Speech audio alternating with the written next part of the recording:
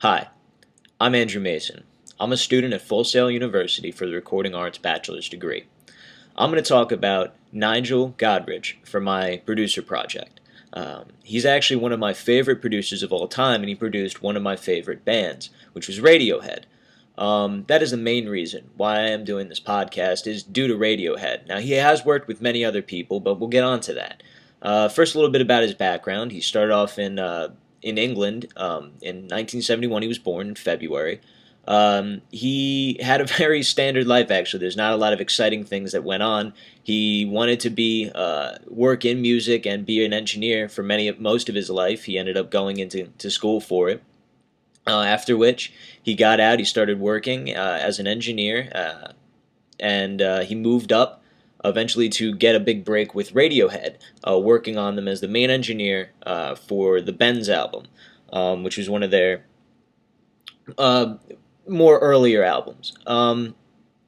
He continued on with them and actually got to produce one of the songs on that album, Black Star. Which actually made it on, which was a very exciting thing for him.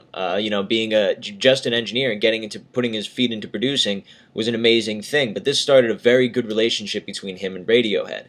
He's also been known as the sixth member of Radiohead. And his producing style, I find, is very interesting. He uses a lot of interesting instruments and transitions through the instruments. And to me, it's very musical choices that he makes, and that's what I really find interesting. One of my favorite things is the way, like I said, he does transitions.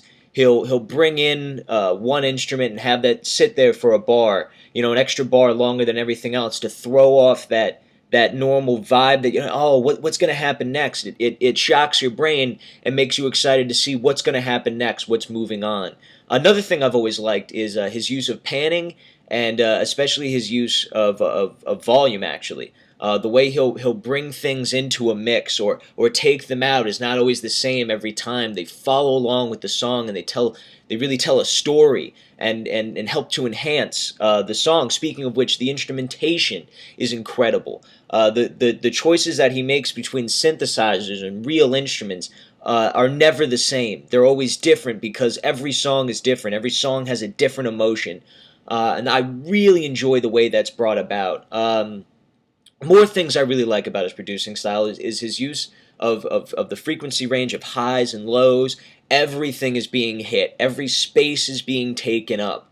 There's never an area that isn't being used in the proper space. Just finding things up high. They're not just sitting there squealing your ears. They're actually bringing you along for the ride. They're lightening the mood. Then he'll bring in these deeper sounds to really darken it up and drag. I don't want to say drag you down, but really pull and bring you with it. It's hypnotic. Some of the melodies are also chosen as well. Be it not always done by Radiohead, but maybe Nigel himself.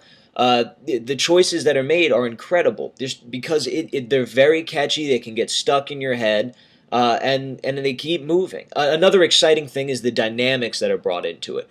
How the songs tend to have these very large valleys and mountains, but never too low and never too high. And if they're going to keep you low, they're going to keep you low the whole time. And they keep this, but as well, it goes with the instrumentation and the panning and the use of space. There's always a place for the song to sit in your mind.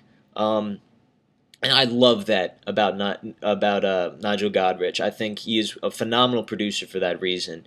Some other people he's actually worked with. I mean, he hasn't just worked with Radiohead. He's also worked with Paul McCartney, Beck, REM. He's even remixed in recent years. He's remixed U2 is a very big one. And he's gotten into, he hasn't just stayed static in the industry and just became a producer or just an engineer or just a mixer or a master. He's been very open about it.